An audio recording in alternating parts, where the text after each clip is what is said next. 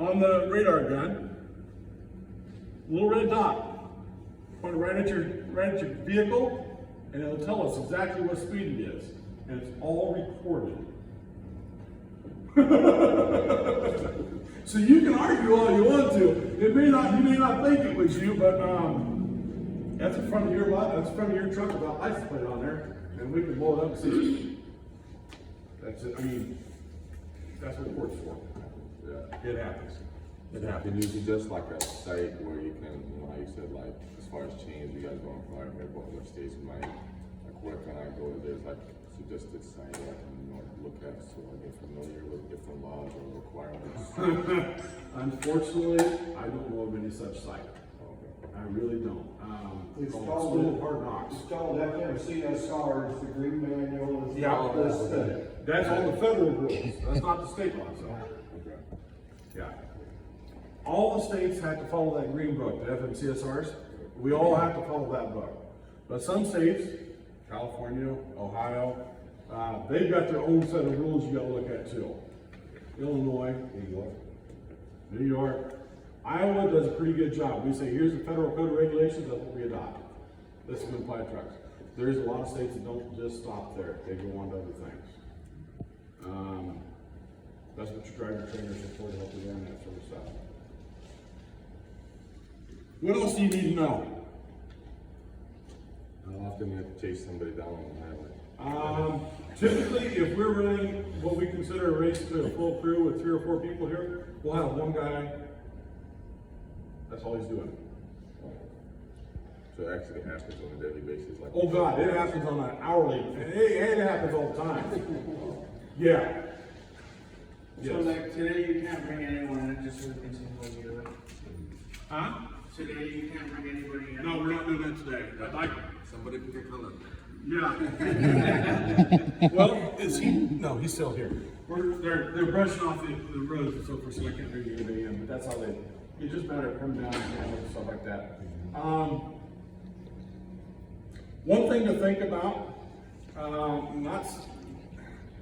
So the day and age we live in with all the electronics and everything else. Okay. I've seen this multiple times. I've dealt with it multiple times. That's the reason why I'm bringing it up. Your logbook has got to match what you're doing. Now, if the electronic system area says, "Oh, you can't fudge that," yes, you can. We see it every day. Okay. Here's something to think about, though. When we're looking at your logbook here at the scale settings, so on and so forth, that whenever that truck is moving, that logbook is keeping track of it, okay? And we're looking at, okay, you went to bed in Chicago, Illinois, and hell, you woke up in Omaha, Nebraska, and you're by yourself. We see this every day. We all snicker about it, but we see this every day. How the hell did that happen? I mean, you've got several hours worth of driving time that truck just morphosized over to Omaha. No, it don't work that way. Now you're out of service. Okay, you got a false log. When you get put out of service here for a false log, you're going to spend the next 10 hours out back. If you notice, this guy's kind of hiding, but we've got cameras. Okay, you leave here before your time is up, and you're going to get something in the mail that you don't want, because one of the things you're going to get is a suspension notice on your driver's license. If you get put out of service, we're pretty much gentlemen about the first time, but once you get put out of service, we're going to get ugly about it and just start driving again. Okay? Don't drive. Plain and simple there. So the other thing about logbooks, when we've got you in here and we're looking at stuff going through your logbook, we don't normally get into this unless you've had an accident, a serious accident, fatal accident, whatever. Guys, just realize, if it comes to something like that, your logbook better match what you've done, but you've also got to realize, I can tell when you went and got fuel, okay? I can tell exactly what time you squeezed the trigger to put the fuel in the truck, what time you paid for it, and it's all on videotape. Okay, I don't know of any truck stop anymore that doesn't videotape where the driver is fueling up at. Okay? Realize that. The reason why I'm saying that is if your logbook doesn't match what your fuel is showing, and you're involved in an accident, I don't give a rat whether it's your fault or not, I don't care at this point, but you're involved in that accident. And I go to the courtroom and say, Your Honor, he was falsifying his logbook, because his fuel receipts do not match his logbook. Here's the evidence from the truck stop that says, here he is. He should have been 20 minutes. His logbook showing him 5 minutes there, but the video evidence is showing 20 minutes. So you got a false log. Okay? Whether it's your fault or not, guess whose fault just got blamed? Or guess who just got blamed for that accident? We've got guys sitting in prison right now because they left 15 minutes early from their break. Okay? Why? He wasn't over his hours. Hell, the driver was headed southbound on I-35, minding his own damn business, and grandma, grandpa, and a grandkid was headed northbound in a car. So 2 different sides of the interstate. The guy in the car lost control, went around, hit the semi head on. Killed the 3 members of the car. The driver had left Sioux City, Iowa 15 minutes early. We got it all on camera. He was staying at a motel. So we got on, hell, I watched him do his walk around inspection, get in the truck, and leave. Got involved in the accident. Guess whose fault it was? Even though he was minding his own damn business, doing his thing, going down the road. He left 15 minutes too early. Well, if he was 15 minutes later, he wouldn't have been in that truck sitting there, would he? He got hit. So in incidents like that, how far back do you guys look back at the like 7 days? So as a DOT enforcement officer for the state of Iowa, I'm going to look at today and the last 7 days. If you go in, if a company gets audited, they're going to go back 6 months. Yeah. And they can go back longer if they find a pattern.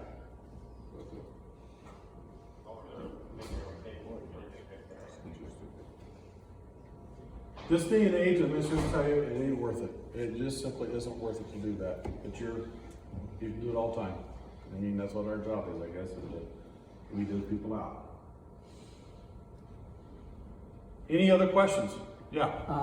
If the station sign there at the highway says the station is closed, what should we do? Station's closed, keep on trucking.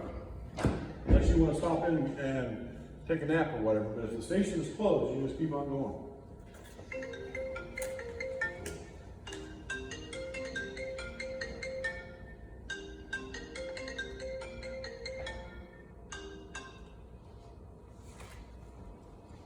That's the guy who's supposed to be out here doing this. I called him. Yeah, I know. I have one question here. So if you just pull up here and use as a rest area during the night when they're still closed, if it's open but I'm still here, do I have required to? Either side. We don't care. Um, We don't care. No, we don't care. If you got nothing to hide, drive across the street. He's right. There's no reason not to. If I stayed one of these, I always drove across the state. Because number one, I knew I did my log before I ever left that spot down there. Absolutely. And by crossing the scale, I showed them that I knew I was not overloaded. And I had my stuff in the end. You had your ducks in a row. Yes. Yep. And the deal is, guys, these guys in 32 years never wrote me a ticket. Not once. I will tell you this, a lot of guys think they get pulled over a lot, wrote a lot of tickets. Here's the thing, and I can tell you within 30 seconds of doing the inspection, whether you did your pre-trip inspection in the morning or not. Okay? How I do it, you can see your fire extinguisher triangles. Oh, okay. That sounds innocent enough, right? We're going out and doing an inspection, hey, I need to see fire extinguisher triangles. You damn well better know where they're at, because you've already looked at them once today and you did the night before. So it's an inevitable. I think they're here. That tells me everything I need to know. You are not looking at the truck at all. You may walk around it. I tell a lot of drivers, I said, you know, you can walk around this thing as many times as you want to, but you gotta bend down and look underneath of it. You gotta kick the tires. You gotta look and make sure you're not dragging your brake chambers down the road, that type of stuff. It's amazing how much of that stuff we find pulling into the scale. I have one question. Okay. You run out of drive time. You got like 5 minutes left, but you stuck somewhere. And you run out. Do you have a grace period, like amnesty period? You had 11 hours to figure out where the hell you was gonna stop at. Yeah. You had 11 hours to figure that out. So if you run down more, let's say like in different states or whatever, like when it comes to different laws and requirements, like you said. So all that stuff is gonna be federal. Okay, but is it like, cool, like, do you guys have to get like drivers walking and ask for clarification? Oh, yeah, we get that all the time. Yeah. We'll get that, and then the other thing is, we'll get drivers that ask for inspections. Oh, okay. A couple of my buddies who drive trucks for a living, they will stop by here. They know they're going out to California.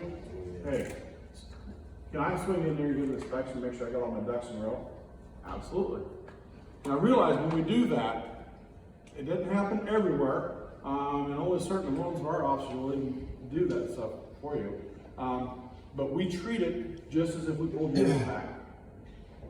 Okay? So one, the company doesn't know the difference whether you stopped and asked for that inspection or not. And two, if there is something wrong that would normally put the truck out of service, guess what?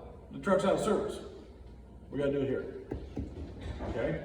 But we do have a lot of drivers that, like if they've got bad tires on their truck and the company's not wanting to take care of it, they'll say, hey, can you do an inspection on my truck right quick? I got some tires that are not working damn.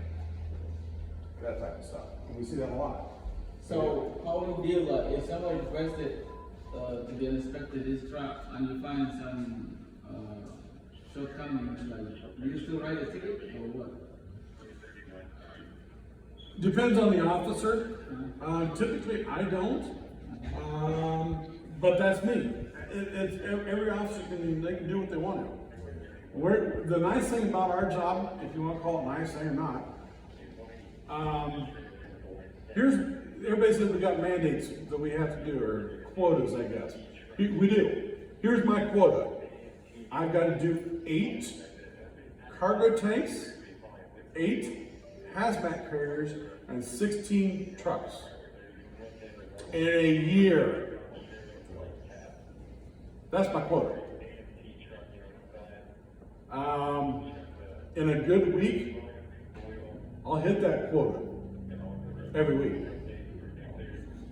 So if you want to call it a quota, yeah, we do. But the only reason why it's not, the only reason why I said we got to have 8, and 16, that's what we have to maintain our certification to still do our job. It's not really a quota per se, but that's what we got to do just to maintain a proficiency in our job. Whether we find any violations or not, that's up to us, I guess. But that's the requirement, just to keep our certifications. As far as tickets go, there is no quota. So if I pull you over like the guy I had the other day, that had all the out of service violations with, we're in 3 tickets. Typically, if you're out of service, the officer's gonna give you a ticket for every one of them. I'm not gonna sit there and beat the guy to death. 17 tickets would be a lot of tickets.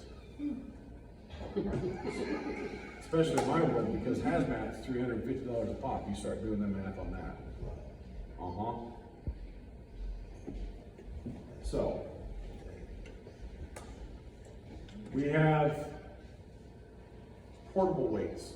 Our skills, we got our cars, we've got portable skills in there. We got you pull over, we can weigh you right there, if need be, depending on where you're at. But for the most part, we can weigh you right there on the highway. We don't have to bring you to a scale.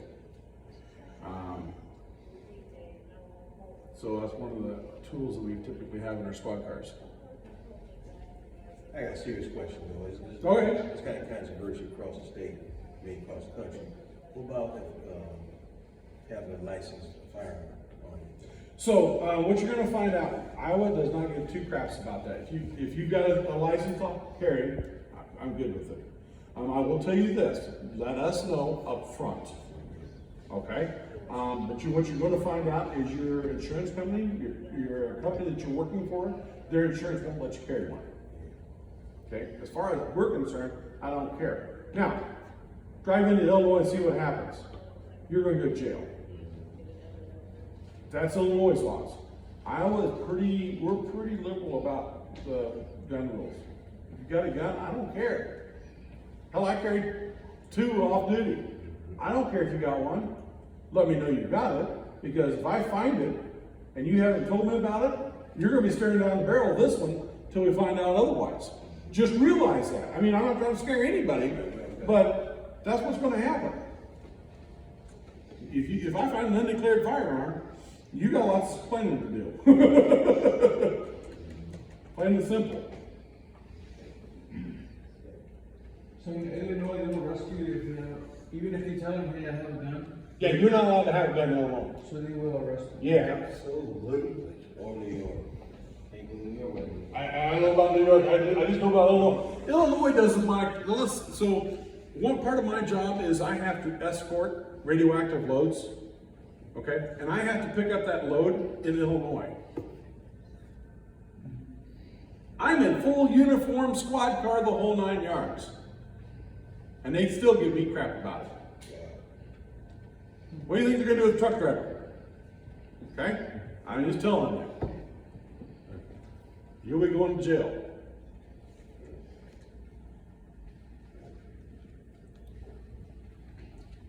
What about carrying like something for self-defense? You don't have to be a gun, but something else. Again, it just depends on what the rules are for that state. If you got a 12-inch Bowie knife in this state, it's just like carrying a gun.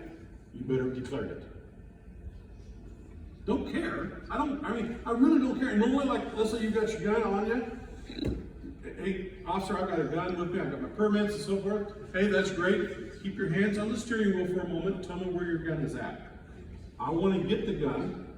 I'm going to put the gun probably on the tire, somewhere where it's safe, out of your reach, not my reach. And when we're done with it, I'll give it back to you. That's how it works out.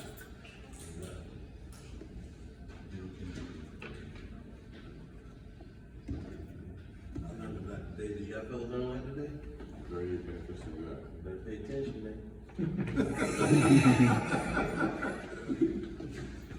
Real. Alcohol. Okay? Can you have alcohol in that truck?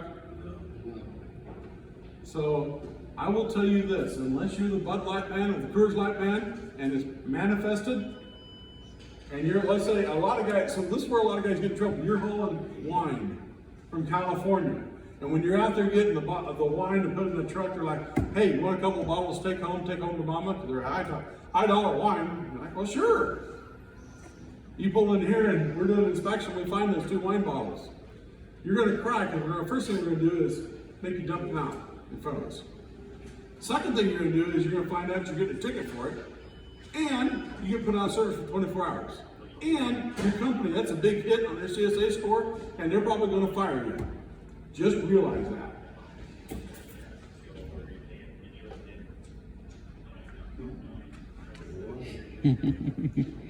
Not tolerated. No alcohol. Period. Even if you're off duty, like I said, If you're off duty, it's a whole different thing. get a bite. If you're not driving that truck or having alcohol in that truck, we're good. You jump in that truck and you take off after you've had a drink, we're not going to be happy. You're not going to be happy here. What if you stay in your truck and you're off duty? What about it? You can't have alcohol in the truck even if you're not driving. If you're on private property, you're good. Okay? How'd you get it there? Legit question. How'd you get it there? Well, If you're at the truck stop and they sell it there, great. gas stations, private property? Most of them are, yes. Some serve it, some don't. Or some sell it, some don't. So what's the most excuse that the drivers like stop immediately?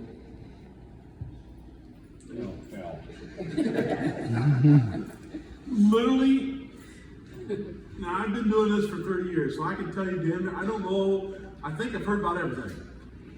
There ain't none any better or worse than the others. I mean, there is no excuse. Most of the guys are pretty honest about it. You know what? I'd rather have my head up my butt. I wouldn't even think about coming by this scale. I get that. I understand that. But if someone said, well, I didn't go to the bathroom, I didn't want to stop by the scale because I had to go to the bathroom. You know what? Guess what? Y'all have been using that. How many bathrooms we got here? Okay? That's not an excuse. Okay? So, yeah, we hear everything. We hear everything. I didn't know what was there. Guys, every map in the country's got this thing pegged. If you don't know we're here, you didn't have your radio on, because if I turn this on in less than 10 minutes, Wyoming Port of Entry, because we call there all the time, the Wyoming Port of Entry knows within 10 minutes we're open. They don't take long to go across the country, but hey, we're open. Okay? That's the way it is. If you want to know where we're at, I guarantee, I know there's a Facebook or some sort of app you can go on, find the little DOT car or whatever, hell, it'll tell you where we're at. I will tell you this though, if you're that type of guy who has to go to those types of maps to find it, when we find you, you ain't gonna want to see us because you're hiding shit. Pardon the French, but you're hiding stuff. Okay? If you don't have nothing to hide, we're going. Okay? Just like we're talking about the logbook and you're falsifying the logbook. Well, when we're doing that investigation, we'll pull up your logbook, we'll pull up your cell phone records, all that sort of stuff. And if it all matches, when we go to court, and you're going to go to court on it, I guarantee you, somebody's suing you. Okay? So when we go to court, instead of being your worst enemy, we're going to be your best friend, because guess what, Your Honor? Here he is. We know he was here. His logbook matches up with his cell phone records. Those match up with his fuel records. He's spot on. He is not falsifying his logbook at all. He's showing he runs 65 mile an hour in a 70 mile an hour zone all the way across. It wasn't his fault. He was doing what he was supposed to do. I suppose that looks to the jury. The driver was doing his job, and we can verify that through electronic records and through videotapes. It's a slam dunk at that point. You ain't the one with the problem. You guys question like passengers, like I said, I got my own rig and my own operator. Yep. Yeah. So, it depends on the company that you're working for. And so if you're owner-operator, it's a little different. But if you're working for a company, you better have paperwork that says that person's allowed in there. It's only for insurance purposes. I don't care. I care less if you got in there. But for insurance purposes, they do. Now, here's another question. I got you pulled over, we're doing an inspection. Can I look in your truck? Okay, can I search your truck whether you like me to or not? Depends. Okay, do you have a sleeper berth? Okay, most trucks do anymore. Okay, that sleeper berth, I've got to measure it. When we're doing inspections, one of the things we got to do is see how tall the ceiling is from the mattress, how thick the mattress is, how long it is, how wide it is. That's all part of the inspection, guys. So don't be putting your toys or whatever on that mattress. We don't need to see them. Just telling you. If you don't mind me asking, what's the purpose of those measurements you guys take? What's that? What's the purpose of those measurements you guys are taking? Well, so they kind of more or less determine that if you're in a sleeper, you ain't old enough to know this stuff, but they used to have sleeper berths that were literally, 4 foot long, 3 foot wide. Try to get a good map in that. That's why they had to regulate, and same with the mattresses and so forth. The mattress is going to be so thick, and there's a reason for all that. It used to be you crawl in the back of a truck. I grew up, my dad had a farm, and we had a truck. We had an old International truck. There was no mattress. There was a chunk of plywood. There was no floorboard because you put everybody would spit on the floor with the chin in the back. Yeah? So you had your foot on the clutch and one on the foot feet. That was it. But that was the type of truck to go. And you had, it wasn't really a sleeper berth. They called it that, but it was about that wide, just long enough to crawl up behind the seat and lay down. You didn't lay down, you kind of curled up around the seats. You've been around longer. These guys don't know what the hell you're talking about.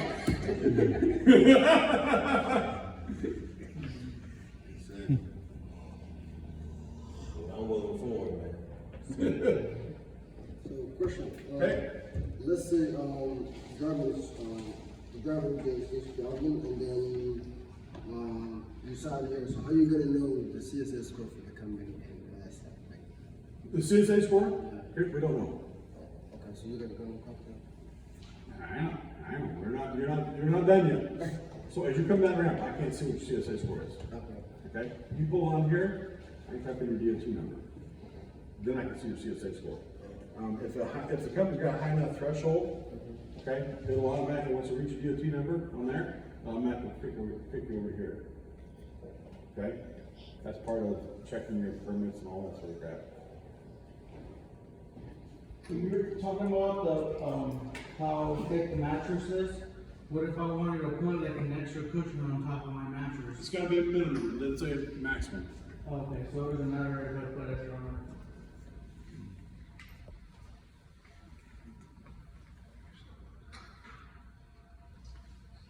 Explain something about these little stickers here you got there. Okay, so we talked about it just a minute. What happens is, if we're doing a level 1 inspection and we don't find any violations, you're gonna get one of these stickers. Okay? Now with stickers, there's orange is for this quarter. Okay, there's 4 different colors. There's green, white, yellow, and orange. Okay, they're good for up to 3 months. So what we would typically do is, depending on the month, we might rip this corner off, we might rip both corners off, or we might leave it alone. Okay? What this tells us, and this is nationwide, is this truck has been through a level 1 inspection this month, whatever month it is, whichever one it designate, and it's been through a level 1 inspection, there was no violations found. Okay? So typically, if you roll in here and you've got this sticker on and it is still current, they're good for 90 days, or 3 months, not necessarily days, but they're good for 3 months. You pull onto the scales and we see you've got a current sticker, unless we see something obviously wrong, you're probably going down the road, okay? I had one day before yesterday, pulled in here, the curve of the windshield, couldn't see it. Okay, the aerodynamics of some of these windshields are curved enough that we're supposed to put this in the bottom right-hand corner. Well, depending on the type of the windshield, so on and so forth, you couldn't see it. So, driver didn't say anything to me, come in here, we start doing the inspection. We go outside to look at the truck, hell, he's got a brand new sticker. And, hey, where'd you get this at? I got in Nebraska about 3 hours ago. Tell us. Hey, I just got inspected last week, got an orange sticker on the front. We may have missed it. Let us know. Don't be rude about it, but just say, hey, you know what? I got an inspection last week, I got stickers for it. We didn't end the inspection before we even went outside. There's no reason to continue on. Unless, of course, there was a violation. I mean, if we seen something with him, he had a missing placard. So he's going to do the inspection anyway. But typically, no, we honor these. Okay, and most states will. Unfortunately, you're going to find some states don't issue these. They're supposed to, but the officer, and we're the same way. The captains hold on to these things like gold, okay? And so let's say I'm using all these, I've had a good day, and I use all my stickers up. Captain, of course, he's home. He ain't gonna work after 3 o'clock. And I'm out here at 6 o'clock at night saying, hey, I need more stickers. Well, that doesn't mean I get to go home, I got all these taken up. That just means I don't get to give out any more stickers till the next day when they can give me something. That happens, but. So if you gonna have a sticker to give the driver, is there some other kind of form you can give them to him? You're gonna get an inspection, a copy of the inspection. Okay. But that doesn't mean this, Yeah, okay. all right? Right, I understand.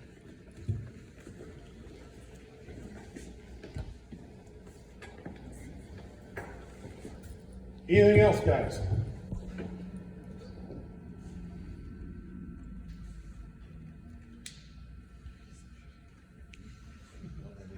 My question is, for example, if the driver inspected the tires, for example, 1 hour ago, and they were in good condition, and on the way, something catches, and then when they brought in here, you realize that it is leaking.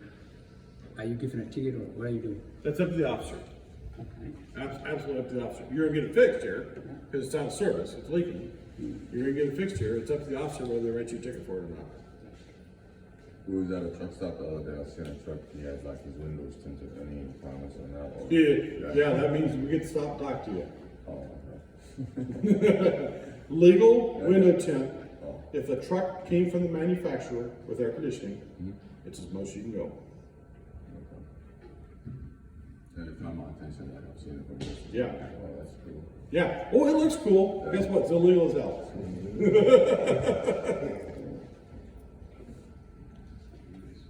It's only $150 every time we see it, and after the second time, you'll go to jail over it, so do as you wish. Oh, never mind. Huh? Yeah, you can run back. Yeah. I don't know if you'll pull on the skill or not. No, it is all right. And that's perfectly fine to do that. He's been around back, he's been sleeping or whatever, switching out drivers, doing whatever. Perfectly fine to do what he's just doing right now. Not even going across scales.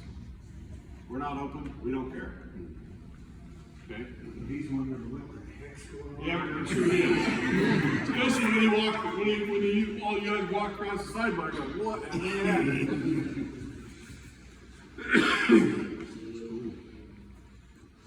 anything else, guys? If I'm thinking more questions, I'll be stopping by. And you know what? That is perfectly fine. Absolutely. We'd much rather have you guys ask questions than get pulled over and find out you're wrong and I have to write you a ticket for $150 or whatever it happens to be. We've got drivers that stop by all the time and ask questions. Perfectly fine to do so. You don't shame them like say you should know it? What's that? You don't shame them that they say, oh, you should know Well, it? you're supposed to know it. But there's so many rules and regulations that change and all that sort of stuff. It's hard for us to keep up on it. It really is. The other officer you've got, you've seen it, I don't know if you've seen him or not, he's around back. We're getting ready to take a cargo tank test. We have to be certified and maintain all that stuff too.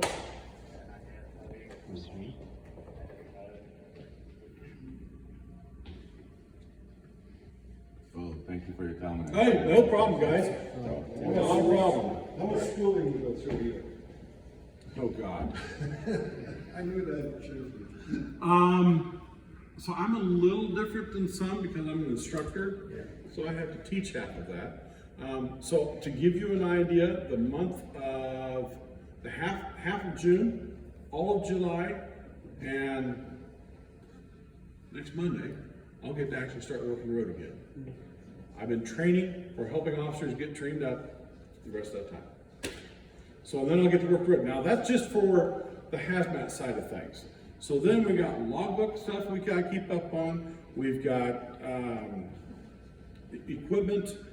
We gotta do our firearms. We gotta do physical fitness training and all that sort of stuff. So we have training twice a quarter at a minimum, twice a quarter. So at least 8 times a year, we will have all day training. That's at a minimum. And then if you add the driver stuff and the vehicle stuff and hazmat and all that sort of stuff, CPR, first aid, we get a lot of updates and training. And then we got the Iowa code regulations and so forth. That's all updated. It seems like every time we turn around, we're getting trained on something. And you guys got canines still? No, we do normally, but a canine just retired, so no, we don't. Yeah, normally we do, but they just retired. I've not heard. I don't think we have a new one.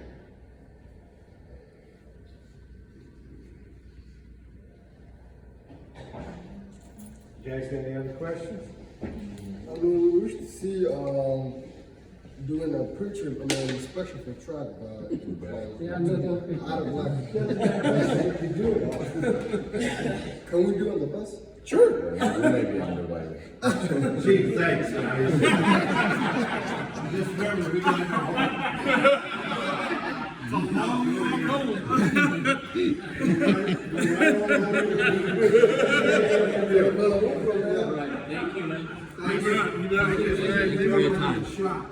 you.